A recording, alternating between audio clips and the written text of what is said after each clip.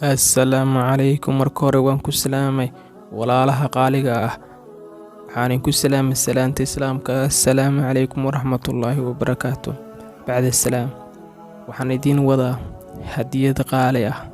Hadiyadu iskuma jiraan, waa kala qiimo badan yihiin, waana kala dhaxal badan yihiin, waana kala saameyn badan yihiin. Hadiyadda maanta ni wadaa waa hadiyad duco ah, taas oo dad ku ducaysato aakhriya adduunka kaafinaysa, taas oo adduunka wixii aad doonayso lagu siinayo, aakhirna wixii aad doonayso aad helayso.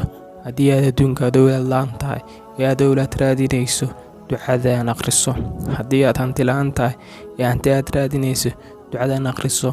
Haddii aad xanuunsan tahay ee xanuunkaada aad doonayso inaad ka caafimaado, ducadaan akhriso.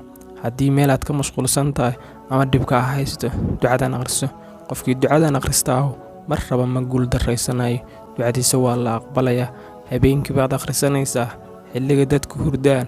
Habeenkii 3 markii loo qaybiyo, 2 ka mid ah markii habeenkii tagta ayaad soo kacaysaa, ducadaan aad akhrisanaysaa, ilaahay baad baryaysaa. Ducadaan waa mid ajiiba, waa mid la hubiyey, waa mid la tijaabiyey, waa mid dad badan muslimiin muuminiin ay akhristeen danahoodana xaajoodii ku gaarneen. Ducadiiba walaal hadan waatan. ducadu waxay leedahay: Allahumma yaa musabibul asbaab wa yaa faatixul abwaab wa yaa samiicul aswaat wa yaa mujiibud dacwaat wa yaa qadiyal xaajaat aqdi xaajatii wa aqninii cama siwaak waxbi xalaalin can xaraamika. Intaa waad akhrinaysaa ilaahay si kalsooniya, si niyadda adoo ilaahay soo dhiibaya ayaa ducadan akhrinaysaa.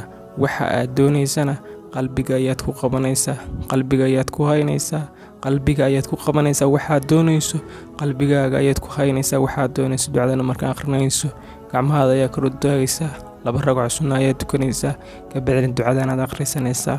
Xaqiiq waaye, waxa aad doonayso qalbigaada ku weyn, qalbigaada ka dhex guuxaya, waa xaqiiq waad helaysaa. Walaal ducadan walaal ducadan ku dadaal, danahaadoo dhan waad ku gaaraysaa.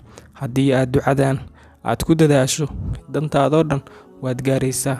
Ducadaana walaalahada kale la sii wanaag oo walaalahada kale gaarsii, si adiguna aad ajir uga hesho, maadaama aad adigu dantaadii aad gaartay, ducadii aad baratay. Walaalaha kale iyo walaalahana la sii wadaag oo u sheer garay. Dhammaantiin waxaan kaga tegayaa assalaamu calaykum waraxmatullaahi wabarakaatuh. Nabad iyo barwaaqo tushiin ha ahaato.